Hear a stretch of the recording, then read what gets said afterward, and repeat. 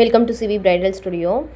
இந்த வீடியோ பார்த்தீங்க அப்படின்னா ஆல்ரெடி நம்ம போஸ்ட் பண்ணியிருப்போம்னு நினைக்கிறேன் இந்த ஒர்க்கை. இது வேறு ஒன்றும் இல்லைங்க, இது ஒரு கஸ்டமரோட ப்ளவுஸ் தான். இவங்களுக்கு அடுத்து நான் கொடுக்குறது சரியாக வீடியோ எடுக்க முடியல, ஆனால் வீடியோவில் இருக்குது, அதுக்காக தான் எடுத்திருக்கேன். இவங்க பார்த்தீங்க அப்படின்னா திருச்சியில் ஸ்ரீராம் சில்க்ஸ்லேருந்து அட்ரஸ்லேருந்து இவங்க நம்மளுக்கு கொரியர் பண்ணிகிட்டு இருந்தாங்க. ஸ்டார்டிங்கில் நல்லா தான் பண்ணிகிட்டு இருந்தாங்கன்னா எப்படின்னா ஒரு ஷார்ட்டாக சொல்லணும்னா நம்ம வச்சு கழுத்து இருப்பாங்களே ஆட்டை இருக்கிற கதையாக அந்த மாதிரி கேரக்டர் போல். ஸ்டார்டிங்கில் வந்து போடுற பீஸுக்கெலாம் அமௌண்ட்டு கொடுத்துட்டு அதுக்கப்புறம் கொடுக்குற பீஸ் எல்லாத்துக்குமே அமௌண்ட்டு பேமெண்ட் குறைச்சி இந்த அப்புறம் தரேன் அப்படிங்கிற மாதிரி குறைச்சி கொடுக்க வேண்டியது. அடுத்து பார்த்திங்க அப்படின்னா பல்காக ஒரு ஆர்டரை போட்டுட்டு நம்மளை ஏமாத்துறது. இவங்க இது ஒரு வேலையாகவே வச்சுருப்பாங்க போல், எனக்கு அது தெரியல.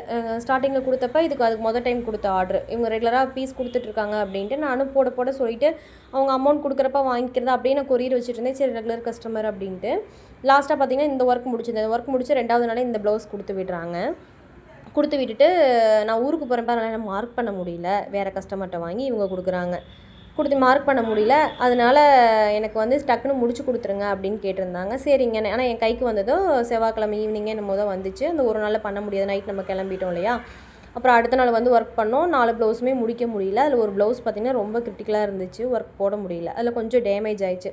அவங்ககிட்ட ஆல்ரெடி இன்ஃபார்ம் பண்ணிட்டேன், இந்த ஒரு ப்ளவுஸ் வந்து என்னால் போட முடியலைங்க, டேமேஜ் ஆயிடுச்சு, ஃப்ரண்ட் நெக்கும் யூஸ் பண்ணிக்கலாம், கையில் மட்டும் டேமேஜ் ஆயிடுச்சு, இதுக்கு பேமெண்ட்டு நான் பண்ணிடுறேன், சப்போஸ் நீங்கள் இதுக்கு போட்டதுக்கும் நீங்கள் அமௌண்ட் கொடுக்க வேணாம், மற்ற ப்ளவுஸ்க்கு மட்டும் கொடுங்கன்னு. சரிங்க கொடுத்துட்றாங்க. நான் அமௌண்ட் சொல்லிவிட்டு இவ்வளோன்னு பில்லு அனுப்புகிறேன்.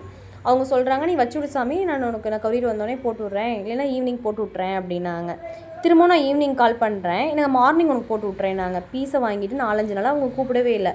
நானும் ஃபோன் பண்ணுறேன், அந்த ஒரு பீஸ் டேமேஜ் ஆனதை வச்சு கேம் விளாட்றாங்க நல்லா. இன்னொரு டைலர்ட் அவங்க இதை சொன்னாங்க அதை சொன்னாங்கன்னு. அவங்க வந்து பார்த்திங்க அப்படின்னா அப்படி எதுவுமே பேசலை. ஆனால் இவங்க வந்து இந்த அமௌண்ட்டை ஏமாத்துறங்கிறதுக்காக இதையும் சொல்லி ஃபோன் பண்ணால் ஒரு 100 ஃபோன் பண்ணியாச்சுங்க. ஃபோன் பண்ணால் ரெஸ்பான்ஸே கிடையாது, வாட்ஸ்அப்பில் மெசேஜ் பண்ணால் ரெஸ்பான்ஸே கிடையாது.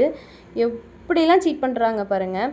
இதனால் என்ன ஆகுதுன்னா மற்ற கஸ்டமர்கிட்ட நம்ம ஆர்டர் போட்டுட்டு வைங்கன்னு அவங்க அதுக்கப்புறம் பேமெண்ட் போடுங்க ஆர்டர் வைக்கிறோங்கிறதுக்கு எங்கள் சொல்ல இது மற்ற கஸ்டமர் நம்மளுக்கு வந்து ஆர்டர் கொடுக்குறப்ப என்ன ஆகுதுன்னா நம்ம பேமெண்ட் போடுங்க நாங்கள் அதுக்கப்புறம் கொரியர் வைக்கிறேன்னு சொல்கிறப்ப நம்மளே அவங்க சங்கடமாக நினைக்கிறாங்களே அப்படிங்கிற மாதிரி எனக்கு தோணுது. ஏன் அப்படி நான் சொல்கிறேன் அப்படின்னா மற்றவங்களும் புரிஞ்சுக்குங்க.